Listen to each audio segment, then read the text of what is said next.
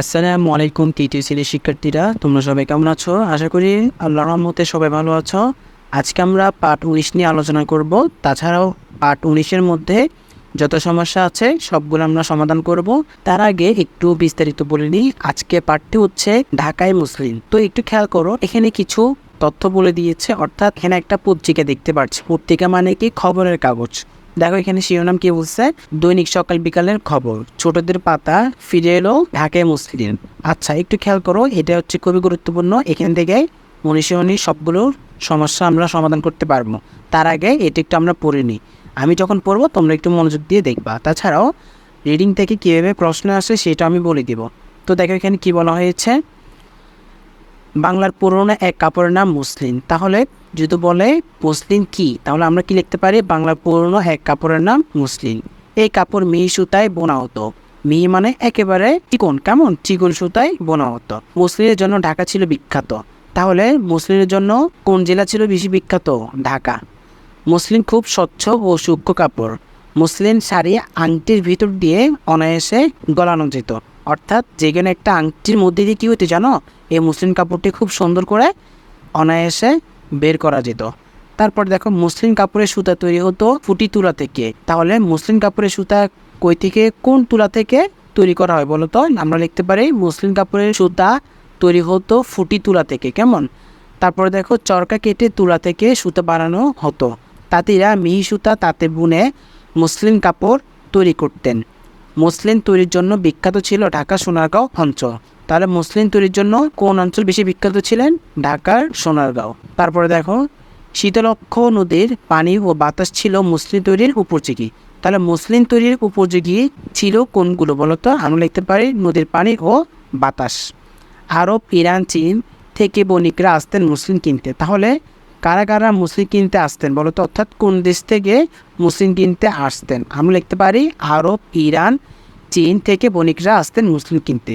এক সময়ে কাপড়ের বাজার দখল করে নেয় কারখানা কাপড়। অর্থাৎ কাপড়ের বাজার দখল করে নেয় কারা? কারখানার কাপড়। কেমন? এখন কিন্তু অনেক গার্মেন্টস দেখা যাচ্ছে, তাই না? তো গার্মেন্টসের মধ্যে কিন্তু অনেক কাপড় তৈরি করা হয়। তারপরে দেখো প্রতিযোগিতায় টিকতে না পেরে হারিয়ে যায় মুসলিম।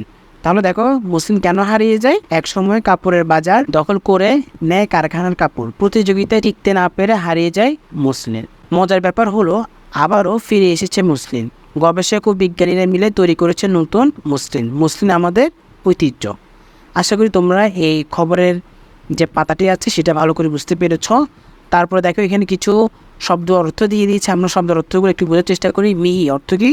সরু বা সূক্ষ্ম। বিশ্বখ্যাত অর্থ দুনিয়া জুড়ে সুনাম আছে এমন। স্বচ্ছ, পরিষ্কার, নির্মল, গলানো, প্রবেশ করানো। আচ্ছা তারপর এখানে দেখো, এখানে যুক্তবর্ণ ভেঙে লিখি আরও শব্দ তৈরি করি। অর্থাৎ এখানে যুক্তবর্ণ দিয়ে দিয়েছে, আমাদেরকে এখানে কী করতে হবে? আরও কিছু শব্দ লিখতে হবে। বলে রাখি পরীক্ষা কিন্তু আমাদেরকে এরকম করে দিয়ে দিবে। অর্থাৎ চ ছ, ধরো চ ছ, তারপরে ধরো এটা ক্ষীয়মান। অর্থাৎ এভাবে করে দিয়ে দিবে। আমাদের লেখার নিয়মটা কি? ধরো প্রথমে আমরা কী করবো, যেটা দিয়ে দিবে সেটা লিখবো। ধরো প্রথমটা হচ্ছে যে চ ছ, তাই না? এটা আগে লিখতে হবে। লিখে সমান সমান দিব আমরা। তারপর ব্র্যাকেটে কি করব, এই যুক্তবর্ণটাকে আমরা ভাঙবো, অর্থাৎ ভেঙে লিখবো। তো কি ভাঙলে কি পাচ্ছি? চ যোগ ছ পাচ্ছি। বুঝছো? যদি বলে দুইটা করে, তোমাদেরকে দুইটা করে শব্দ লিখতে হবে। ধরো এখানে কচ্ছপ আর স্বচ্ছ, এই দুটি লিখতে হবে। তো তোমরা পাশে দিয়ে লিখবা স্বচ্ছ। তো এখানে কমা দিবা, তো কমা দিয়ে পাশে লিখবা, যেহেতু জায়গা নাই আমি নিচে লিখছি কচ্ছপ। আশা করি তোমরা এই সম্পূর্ণ যুক্তবর্ণ কিন্তু এভাবে করে লিখবা। বুঝতে পারছো? তাহলে বাকিটা আমি এখানে কিছু আরও কয়েকটি শব্দ লিখে দিচ্ছি, তোমরা দেখো। চ ছয় দিয়ে কী লিখবো? চ ছয় দিয়ে আমরা ভাঙলে এই দুইটা পাবো, চ যোগ ছ, কচ্ছপ, ইচ্ছা, আচ্ছা। তোমরা যে কোনো দুইটা করে লিখবে, কেমন? তারপর ধর পরীক্ষা এভাবে দিয়ে দিবে। তো তোমরা এখানে সমান সমান লিখবা, পরীক্ষা জাস্ট এটাই দিয়ে দিবে। তোমরা এটা দিয়ে দিলে তোমরা এটা লিখে সমান সমান দিয়ে তারপর ব্র্যাকেট দিবা, কেমন? তো এখানে কয়টা জিনিস পাইছে বলো তো? তিনটা। কীভাবে? প্রথমে আমি যখন এই ক্ষীয়কে যখন ভাঙবো তখন কিন্তু এখানে ক যোগ কত পাই? মূর্ধন্য ষ পাই। এখানে দেখো আবার ম লাগাই দিছে, তাই না? তো এখানে ম লাগানো থাকলে আমরা কি লিখবো? যোগ ম লিখবো। অর্থাৎ তিনটা জিনিস পাইছি আমি, কেমন? তো আমরা এখানে তিনটা জিনিস লিখবো, ক যোগ মূর্ধন্য ষ যোগ ম। তো এটাকে আমি কি লিখতে পারি? তীক্ষ্ণ, লক্ষ্মী, সূক্ষ্ম, এগুলো আমরা লিখতে পারি। তারপরে দেখো এখানে পরীক্ষা আবার এটা এরকম দিয়ে দিবে। তোমরা এটাকে ভাঙলে কী পাবা? সমান সমান দিবা, তারপর এখানে ব্র্যাকেট দিয়ে ক যোগ মূর্ধন্য স। এটা লিখে তারপরে লিখতে হবে কক্ষ, লক্ষ, শিক্ষক, যে কোনো দুইটা তোমরা লিখবা।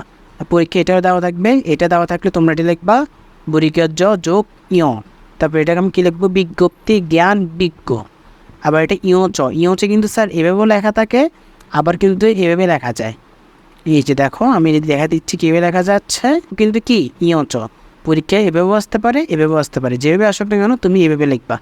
বুঝতে পারছো? দেখো এখানে কি অঞ্চল, চঞ্চল, অঞ্চল, 50, পঞ্চম। তারপরে দেখো এখানে কী বলছে, কথাগুলো বুঝিনি। অর্থাৎ এখানে ফুটি তুলা, ফুটি তুলা অর্থ কি এক ধরনের তুলা, চরকা অর্থ কি সুতা কাটার যন্ত্র। তারপরে দেখো এখন আমরা এই বাক্য গঠনগুলো করব।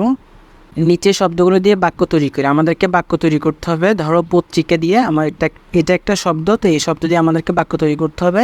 আর বাক্যগুলো তোমরা নিজেদের মতন করে লিখতে পারো। তো তোমাদের সুবিধার জন্য আমরা একটু সহজ করে লেখার চেষ্টা করেছি। দেখো প্রথমে আমরা লিখতে পারি কি, আমি প্রতিদিন পত্রিকা পড়ি। কেমন? তোমরা যে শব্দ দিয়ে বাক্য গঠন তৈরি করবা সেটা যেন অবশ্যই কি এই বাক্যের মধ্যে থাকে, যেমনটা পত্রিকা কিন্তু এখানে আছে।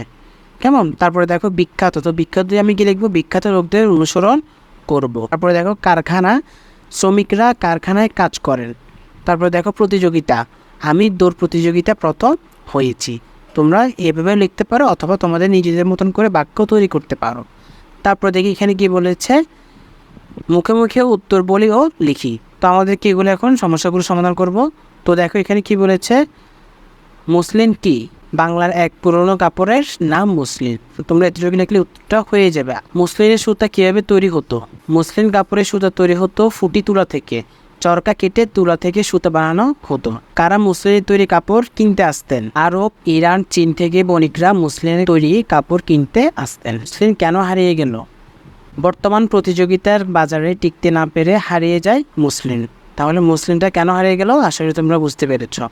তারপর দেখি কি বলেছে, ডান দিকের বাক্যের সঙ্গে বাম দিকের শব্দ মিল করিও। তাঁতি, তো তাঁতির সাথে আমরা কি লিখবো, তাঁতি কি করেন বলো তো, তাঁতি কাপড় তৈরি করেন। কেমন? অর্থাৎ কাপড় বোনেন যিনি। দেখো বণিক, বণিক কারা বলো তো, যিনি কি করেন, বাণিজ্য করেন। বিজ্ঞানী দিয়ে আমরা কি লিখবো, বিজ্ঞান বিষয়ে জ্ঞানী ব্যক্তি। গবেষক দিয়ে আমরা কি লিখবো, যিনি গবেষণা করেন। আশা করি তোমরা এই ডান বামগুলো খুব সহজে বুঝতে পেরেছ।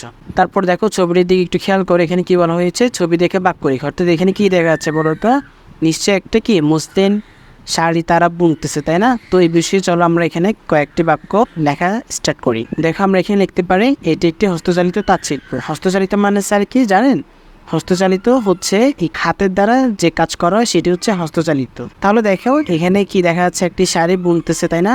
তো এই শাড়িটা কিসের মাধ্যমে বুনতেছে বলতো, মেশিন নাকি হাত দিয়ে? নিশ্চয়ই হাত দিয়ে। অর্থাৎ আমরা এটাকে আমরা কি বলতে পারি, হস্তচালিত তাঁতশিল্প। বাংলার পুরনো মসলিন শাড়ি, এটা একটা কি বলতো, এটা একটি হচ্ছে যে বাংলার পুরনো মসলিন শাড়ি। একসময় এই শাড়ির বেশ চাহিদা ছিল, এই মসলিন কাপড়ের কি ছিল, অনেক চাহিদা ছিল।